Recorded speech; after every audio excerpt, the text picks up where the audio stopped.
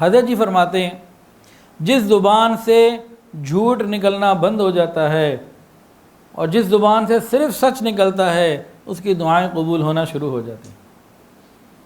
جس زبان سے جھوٹ نکلتا ہے یہ ہر جھوٹ قبولیت دعا کے دروازے کے اوپر ایک تالا لگ جاتا ہے۔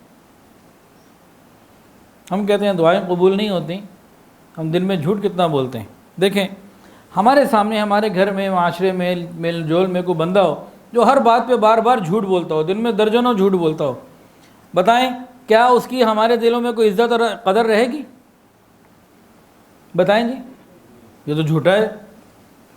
تو اگر کسی کی قدر جھوٹ بولنے کی وجہ سے ہماری نگاہوں سے گر سکتی ہے تو اللہ کی نگاہوں میں ہماری قدر بھی تو جھوٹ بولنے کی وجہ سے گر جاتی ہے۔ ہم لوگ تو اتنا جھوٹ بولتے ہیں، ہمارے تو معاشرے کے اندر آپ عدالت میں چلے جائیں، آپ کہیں چلے جائیں، کسی جگہ چلے جائیں، ہر جگہ جھوٹ ہے، اتنا پھیل گیا ہے، رچ بس گیا ہمارے معاشرے کے اندر۔ تو دعائیں اسی لیے قبول نہیں ہوتی ہیں، پریشانیاں اسی لیے آتی ہیں۔ ہم کہتے ہیں کسی نے کچھ کر دیا ہے، کسی نے کچھ نہیں کیا ہوتا، ہمارے اپنے اعمال، ہماری اپنی زبان، ہمارے اپنے بول یہ رکاوٹ بنتے ہیں۔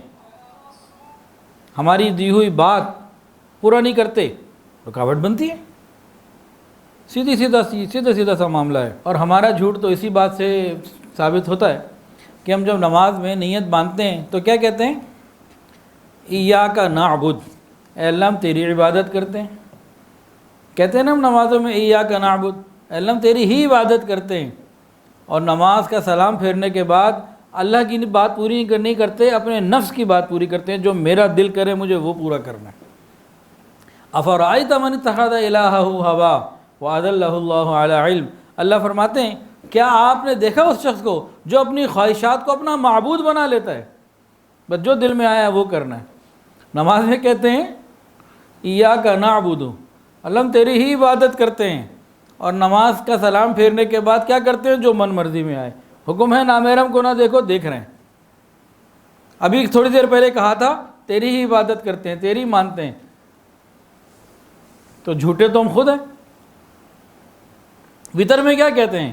وَنَخْلَعُ وَنَتْرُكُ مَن يَفْجُرُكَ، وتر میں ہم یہ پڑھتے ہیں نا دعائے قنوت کے اندر، وَنَخْلَعُ وَنَتْرُكُ مَن يَفْجُرُكَ، اللہ جو فاجر اور فاسق اور فاجر ہیں، گناہ گار ہیں، ہم ایسے لوگوں کو چھوڑتے ہیں۔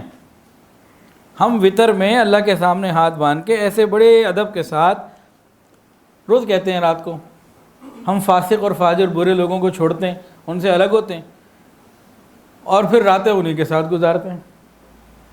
محفلیں ہماری گناہوں کی ہوتی ہیں، تم تو خود جھوٹ بولتے ہیں۔ تو خالی جھوٹ یہ تو نہیں ہے نا کہ سودے میں لین دین میں یہ بھی چائنا کا ہے جاپان کا ہے، چائنا کا بول جاپان دیا، صرف وہ جھوٹ نہیں ہے، یہ بھی تو ہم اللہ سے روز جھوٹ بولتے ہیں۔ اس کا یہ مطلب نہیں ہے کہ ہم نماز پڑھنی چھوڑ دیں۔ بعض لوگوں کو یہ دماغ خراب ہو جاتا ہے جی بھئی داڑھی کیوں نہیں رکھی، جب میں نیک ہو جاؤں گا رکھ لوں گا۔ وہی ایک نیکی کا موقع مل رہا ہے وہ تو کر لو، اس کی برکت سے اللہ اور راستہ کوئی کھول دے گا۔ تو یہ دو باتیں تو ہم سب کے اندر ہیں نا تقریباً، کہ روز اللہ سے کہتے ہیں اللہ ہم تیری ہی عبادت کرتے ہیں، یعنی تیری ہی مانتے ہیں، لیکن نماز کے اندر یہ کہتے ہیں نماز کا سلام پھیرنے کے بعد من مانی کرتے ہیں۔ کہتے ہیں نا حرمت رسول پر جان بھی قربان ہے، سب یہ کہتے ہیں۔ کبھی یہ بھی کہا کرے حرمت رسول کی وجہ سے فجر کی نماز پڑھنا بھی ضروری ہے، حرمت رسول کی وجہ سے جھوٹ چھوڑنا بھی ضروری ہے،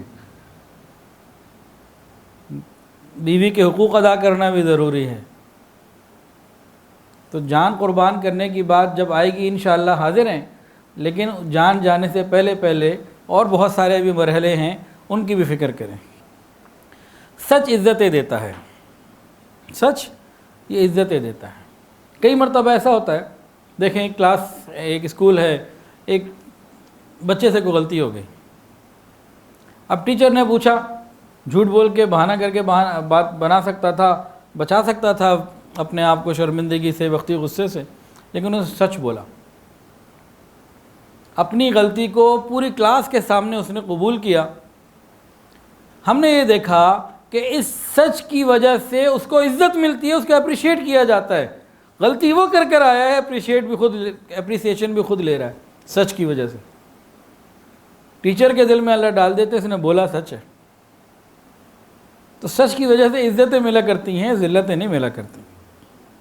اور حدیث پاک میں آتا ہے کہ جو شخص جھوٹ بولتا ہے اس کے منہ سے اتنی بدبو نکلتی ہے کہ فرشتے دور چلے جاتے ہیں۔ اچھا، بندے نے بولا جھوٹ، فرشتوں کو آئی اس کی بدبو اور وہ دور چلے گئے۔ اگر وہ اللہ یہی بدبو انسانوں کو بھی وہ کان دے دیتے جو جھوٹ پہ نکلنے والی بدبو کو سن سکتے، تو بتائیں ہمارے قریب کون بیٹھتا؟ ہم کدھر ہوتے؟ انسان جب جھوٹ بولتا ہے اور بولتا رہتا ہے، اللہ تعالیٰ کے دفتروں میں اس کو کذاب لکھ دیا جاتا ہے، جھوٹا۔ بعض لوگ کہتے ہیں کہنے میں کیا رکھا ہے، میں نے زبان سے ہی تو کہا ہے نا، اور کیا ہے؟ عام جملہ ہم سنتے ہیں کئی جگہ پہ، کہنے میں کیا رکھا ہے جی، کہا ہی ہے نا، اور کیا کر دیا جی؟ کہنے میں بہت کچھ رکھا ہے۔ مومن کی زبان سے نکلا ہوا جملہ، اس کی اللہ کے ہاں بہت قدر و قیمت ہے۔ اس کی مثالیں سن لیجئے۔ مومن کی زبان سے نکلے ہوئے الفاظ کی اللہ رب العزت کے ہاں بہت قدر و قیمت ہے۔ اسی قدر و قیمت کی وجہ سے زبان سے نکلے ہوئے ہر لفظ کے اوپر یہ دو پہرے دار بیٹھے ہوئے ہیں، کرامن کاتبین ان کا نام ہے، اور قرآن میں آتا ہے ما یلفظ من قول الا لدیہ رقیب عتید، جو زبان سے نکلتا ہے یہ لکھ لیتے ہیں۔ یہ قرآن ہے، جو زبان سے نکلتا ہے یہ لکھ لیتے ہیں۔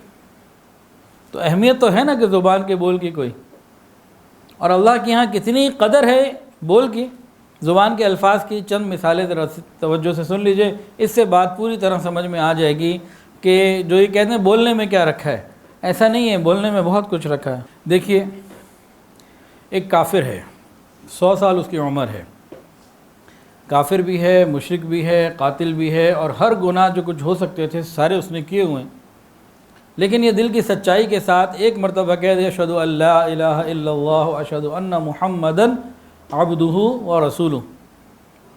اس نے کوئی ایکسرسائز کی ہے، یہ کیٹو پہ چڑھا ہے، کیا اس نے کیا؟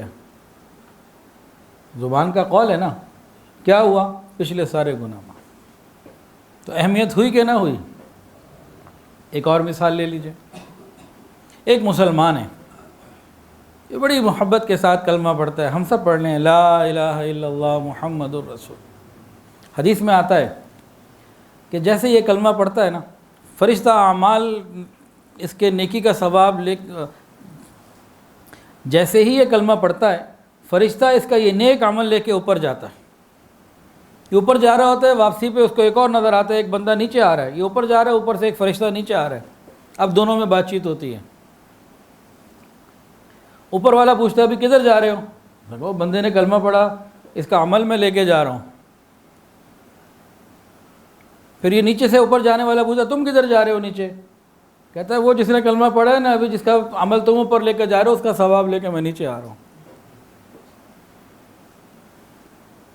تو زبان کے قول کا اثر تو ہے، بول کا اثر تو ہے۔